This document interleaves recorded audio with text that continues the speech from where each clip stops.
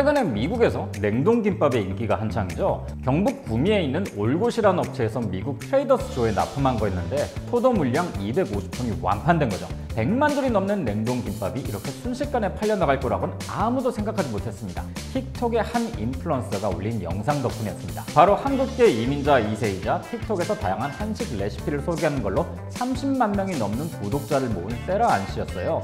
이분이 트레이더스 조에서 냉동김밥을 사와서 어머니와 함께 시식 리뷰를 했는데요. 나쁘지 않다는 평가를 내립니다.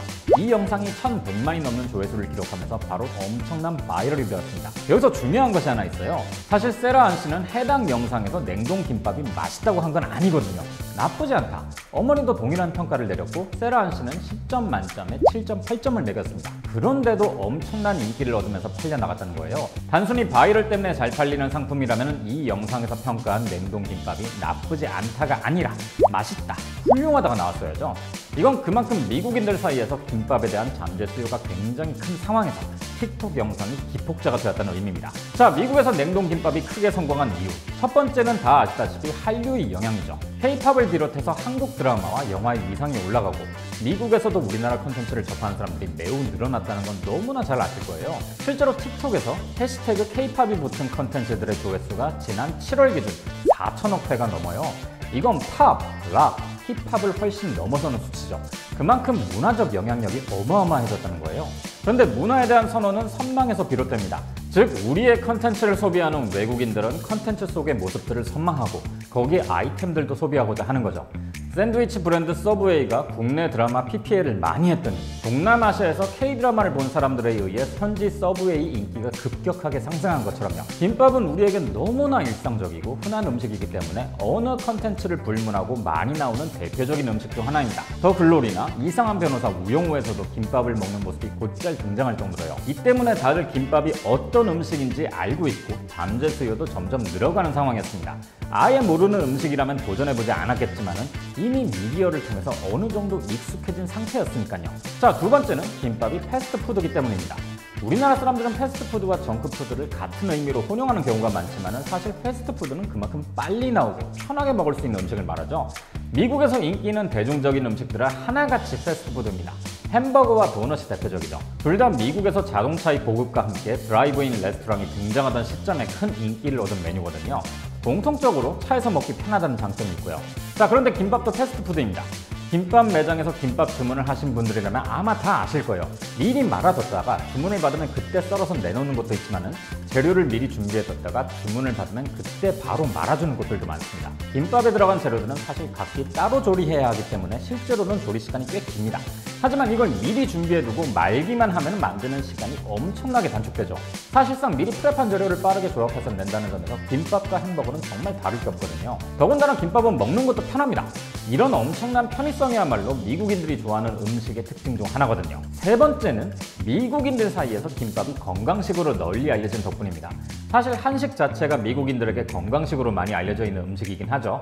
심지어는 라면조차 미국에선 칼로리도 낮고 지방도 적고 먹기 좋은 건강식으로 소비될 정도예요. 미국의 그 엄청나게 기름진 음식들과 칼로리 폭탄을 생각하면 그럴만하죠. 우리는 백미도 줄여야 한다고 난리지만은 미국에서 쌀은 글루텐 프리에 건강에 좋다는 이미지가 있어요. 사실 이렇게 건강식으로 알려진 것이 한식의 인기에 중요한 축을 담당하고 있기도 하고요.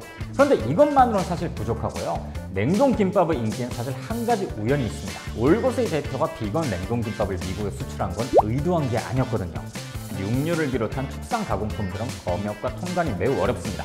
그러다 보니 이 문제를 해결하기 위해서 그냥 고기류나 햄을 빼고 야채로 채운 비건 김밥을 출시한 거죠. 이게 대박을 칩니다. 미국에선 비건 인구 비중이 5%나 되고 비건이 아니더라도 건강을 위해서 종종 비건식을 접하는 인구들도 많습니다. 그런데 건강에 좋은 한식으로 알려진 김밥이 무려 비건 메뉴로 출시된 거예요. 사람들이 열광할 수밖에 없어요. 네 번째는 가격입니다. 아시다시피 미국은 외식 물가가 굉장히 비싸거든요. 어지간한 식당에서 먹자면 기본적으로 인당 20-30달러는 나가고 여기에 팁까지 지불하면 정말 한 끼에 엄청난 돈을 내야 하죠. 게다가 지금은 인플레이션 상황이다 보니 하루가 다르게 물가가 오르고 있는 상황이고요.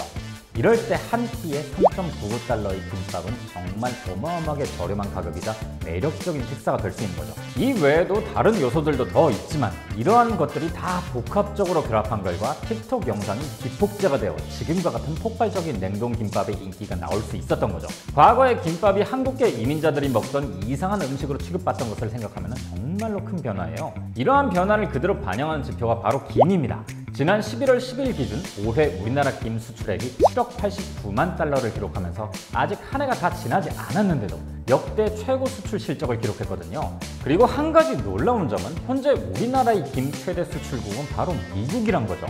과거엔 주로 일본에 수출했었지만 지금은 미국이 일본을 넘어서서 최대 수출국이 되었습니다.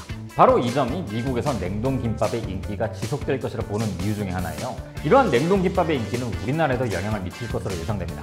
사실 식품을 가장 원물에 가까운 상태로 보존할 수 있는 방법은 급속 냉동이거든요. 미국에서 냉동김밥이 인기를 얻은 것도 급속 냉동을 통해서 김밥 재료들의 맛과 향을 최대한 보존했기 때문에 잘 팔릴 수 있었던 거죠. 김밥을 비롯한 음식들은 국경과 문화를 넘어 서로 영향을 미치는 법이니까요. 그런 의미에서 미국을 비롯한 해외에서의 김밥의 인기가 앞으로 우리나라 김밥에도 어떠한 영향을 미칠지 기대해봐도 좋을 것 같습니다.